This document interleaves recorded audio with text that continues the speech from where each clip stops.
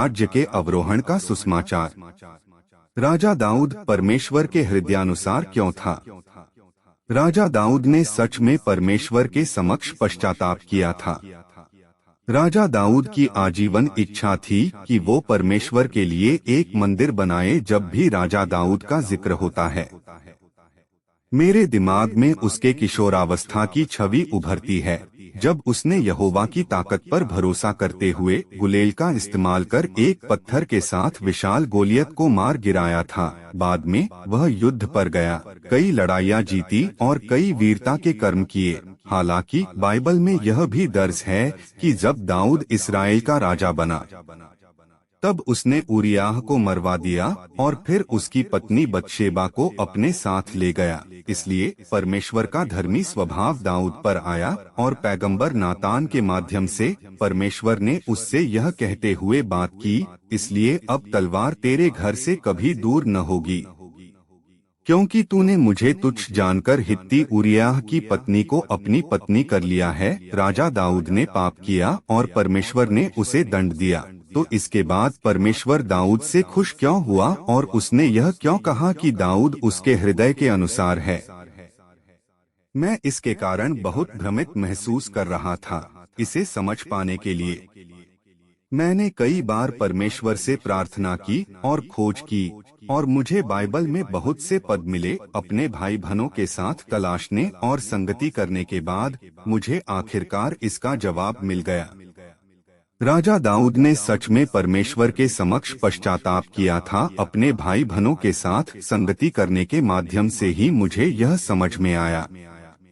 जब परमेश्वर ने कहा कि राजा दाऊद उसके हृदय के अनुसार था, तो उसका मतलब था कि दाऊद का सार परमेश्वर की इच्छा के अनुरूप था। यद्यपि दाऊद ने एक आवेग में आकर अपराध किया था, लेकिन वह दिल से पश्चाताप करने में सक्षम था। यह बाइबल में दर्ज है कि राजा दाऊद ने पाप करने के बाद परमेश्वर से प्रार्थना करते हुए कहा था, लौट आ हे यहोवा, और मेरे प्राण बचा, अपनी करुणा के निमित्त मेरा उद्धार कर। मैं अपनी खाट आंसुओं से भिगोता हूँ, प्रति रात मेरा बिछौना भीगता है। अपने पाप के कारण राजा दाऊद को गहरा पछतावा महसूस हुआ और हर दिन उसने पश्चाताप किया, अपना पाप स्वीकारा, उपवास किया और परमेश्वर के सामने प्रार्थना की। उसने परमेश्वर से दया करने के लिए प्रार्थना की। प्रार्थना में बोले गए उसके शब्द, मैं अपनी खाट आंसुओं से भिगोता हूँ, प्रति रात मेरा बिछौना भीगता है, उसके पश्चाताप की सीमा और वह खुद से कितनी नफरत करता था, इसे दर्शाते हैं। बाइबल में यह भी दर्ज है, दाऊद राजा बूढ़ा वरन बहुत पुरनिया हो गया था, और यद्यपि उसको कपड़े उठाए जाते थे तो भी वह गर्म न होता था। इसलिए उसके कर्मचारियों ने उससे कहा, हमारे प्रभु राजा के लिए कोई जवान कुंवारी ढूंढी जाए, जो राजा के सम्मुख रहकर उसकी सेवा किया करे और तेरे पास लेटा करे, कि हमारे प्रभु राजा को गर्मी पहुँचे। तब उन्होंने समस्त इस्राएली देश में सुंदर कुंवारी ढूंढते ढूंढते अबीशग नामक एक शूनेमवासी कन्या को पाया और राजा के पास ले आए। वह बहुत ही सुंदर थी और वह राजा की दासी होकर उसकी सेवा करती रही, परंतु राजा ने उससे सहवास न किया। अपने बुढ़ापे में राजा दाऊद अच्छी तरह से सो नहीं पाता था, इसलिए उसके नौकरों ने उसके बिछौने को गर्म करने में मदद करने के लिए एक अविश्वसनीय रूप से सुंदर कुंवारी की व्यवस्था की, लेकिन राजा दाऊद ने उसे छुआ तक नहीं। इससे हम देख सकते हैं कि जब दाऊद को अपने अपराध का एहसास हो गया, तो उसने पूरी तरह से पश्चाताप किया और पूरी तरह से बदल गया, ताकि वह फिर से वही पाप न करे। दाऊद कोई साधारण इस्राएली नहीं था, वह इस्राएल का राजा था, जिसके पास हैसियत और शक्ति दोनों थे। अपने पूरे जीवन के दौरान उसने केवल एक ही बार अवैध यौन संबंधी कार्य को अंजाम दिया था। दाऊद जिस पद पर था और उसकी स्थिति जो थी, उसमें उसके लिए बस उस एक अपराध से अधिक कुछ और न करना बेहद मुश्किल था। इससे पता चलता है कि राजा दाऊद के दिल में परमेश्वर का भय था। परमेश्वर द्वारा दंडित किए जाने के बाद उसने कभी भी परमेश्वर के वचन का तिरस्कार करने या ऐसा कुछ भी करने की हिम्मत नहीं की जो परमेश्वर के स्वभाव को ठेस पहुंचाए। वह परमेश्वर के नाम को शर्मिंदा तो बिल्कुल नहीं करना चाहता था। हम राजा दाऊद के उसके अपराध के प्रति रवैये और उस पश्चाताप की मात्रा से देख सकते हैं कि बत्शेबा के साथ उसके अवैध यौन संबंध क्षणिक आज्ञालंघन थे, लेकिन उसका सार एक अच्छे व्यक्ति का था। प्राचीन काल से लेकर आज तक यह कहा जा सकता है कि कोई भी राजा कभी भी दाऊद से आगे नहीं निकल पाया है। राजा दाऊद के अनुभवों से मैंने परमेश्वर के धर्मी स्वभाव के बारे में कुछ वास्तविक समझ पाई है।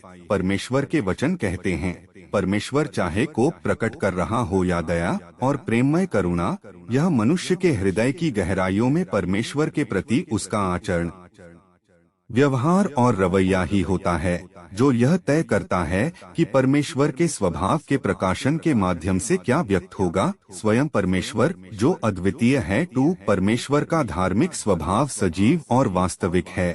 जब दाऊद ने उरिय्याह की पत्नी को हथिया लिया और उसके साथ अवैध यौन संबंध बनाए तो परमेश्वर का दंड उस पर आ गया। इससे हमें पता चलता है कि परमेश्वर धर्मी, पवित्र और किसी अपराध के प्रति सहनशील नहीं है।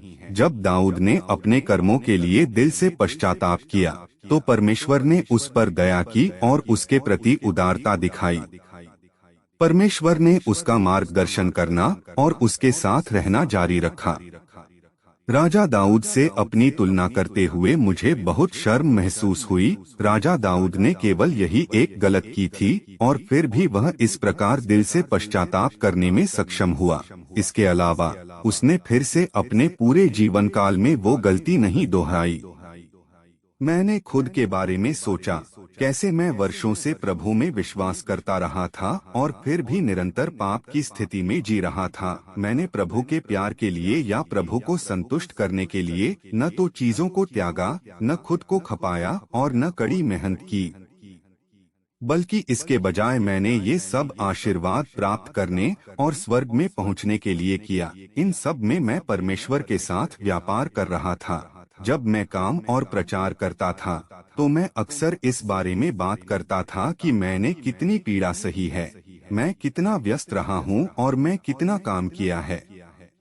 यह सब इसलिए कि मेरे सहकर्मी और मेरे भाई बहन मुझे उच्च सम्मान की नजर से देखें, मेरा आदर करें, लेकिन तब भी उनके दिल में परमेश्वर के लिए कोई जगह नहीं थी। जब भी मैं अपने सहकर्मियों के साथ कलीसिया के काम पर चर्चा करता था तो मैं हमेशा चाहता था कि वे मेरे विचारों को स्वीकार करें और अगर वे ऐसा नहीं करते तो मैं गुस्सा हो जाता और उनके साथ बहस करता था। कभी कभी अपनी प्रतिष्ठा और पद को बनाए रखने के लिए मैं झूठ बोलता था और दूसरे लोगों को धोखा देता था।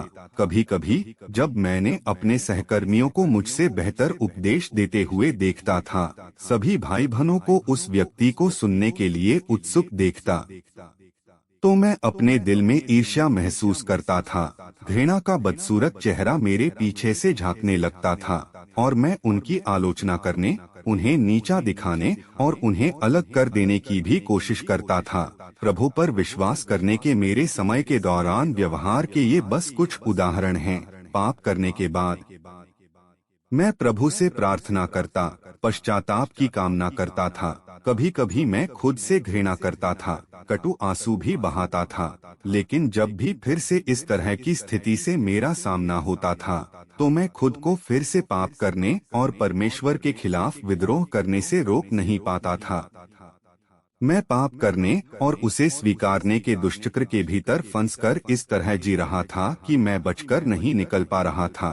अब मुझे आखिरकार यह एहसास हो रहा है कि मेरा पश्चाताप और कुछ नहीं सिर्फ शब्द थे, और यह राजा दाऊद के पश्चाताप के समान नहीं था, क्योंकि राजा दाऊद परमेश्वर का भय मानता और उस पर श्रद्धा रहता था।